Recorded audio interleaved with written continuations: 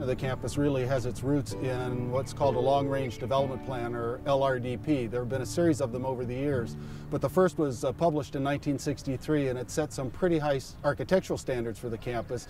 It created the general layout of the campus, which is a core of academic buildings, libraries, laboratories, arts facilities, and the like, surrounded by a ring of smaller-scaled residential colleges. Each of those colleges was to give the primary experience of the campus to the undergraduate students. The idea was that each of those colleges would have its own identity, both academically and architecturally. Cal College was the first of UCSC's residential colleges. It was established in 1965, and it's characterized by double-sloped roofs and some very nice detailing. If you look up underneath the soffits, you will see alternating redwood boards of black and green supported by red beams. All of the buildings are centered around this spectacular courtyard. It's really one of the most lively and active college spaces on the campus. Stevenson College was the second of UCSC's 10 colleges. The original design had the buildings on a rectangular grid or orthogonal grid, and they had the buildings staked out in the field and then came out and adjusted the alignment of the buildings to fit between the tree clusters to preserve as much of the natural vegetation as possible.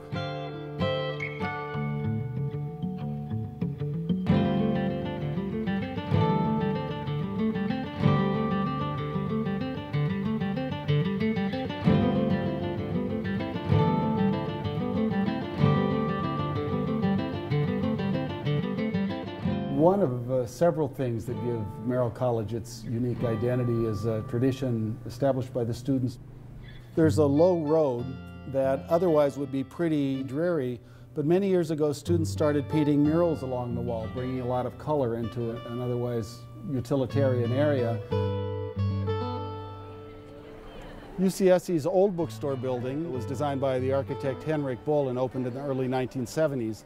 But as the campus grew, the bookstore became undersized. The bookstore was adjacent to a large parking lot. We saw the opportunity to convert that parking lot into what we now call Quarry Plaza. There's activity at every level as you move between the buildings that create Quarry Plaza. It's really quite a successful project. McHenry Library is certainly the intellectual center of the campus. And if you look at a campus map, it's the geographical center as well.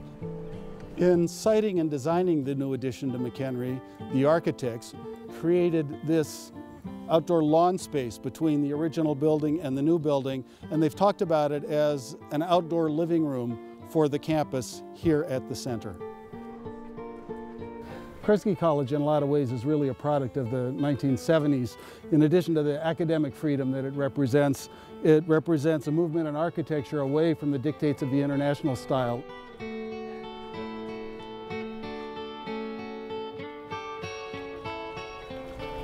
One of the great delights about wandering around the Santa Cruz campus is coming into very special places like this one. This is the courtyard of the faculty office complex at Porter College. When you get to these places, you barely realize that you're on a campus of 16,000 students. The architect for the music center was used to working in vast western landscapes. One of the reasons that Predock carved these ravines through the music facility complex was to bring light down into the lower levels. One of the real challenges of designing the recital hall was to strike a balance between the architect's desire to keep the volume as low as possible to minimize its visual impact from the outside, with the acoustician's desire to make the volume large so that the reverberation times would be appropriate for a full symphony orchestra. And the way that they solved the problem was to create voids around the outside of this room that then can be tuned with heavy curtains that slide back and forth. And as a result, this is really one of the nicest places in Northern California to hear a concert. The idea of very different technical requirements applies more than ever to the new Digital Arts Center. This building is highly interdisciplinary. It has music, theater art spaces, digital art spaces, and conventional drawing and sculpture studios. One of the great pleasures of the campus is that our best buildings give their users a sense of their surroundings all the time, so that you never feel far away from this remarkable, beautiful, and spectacular landscape.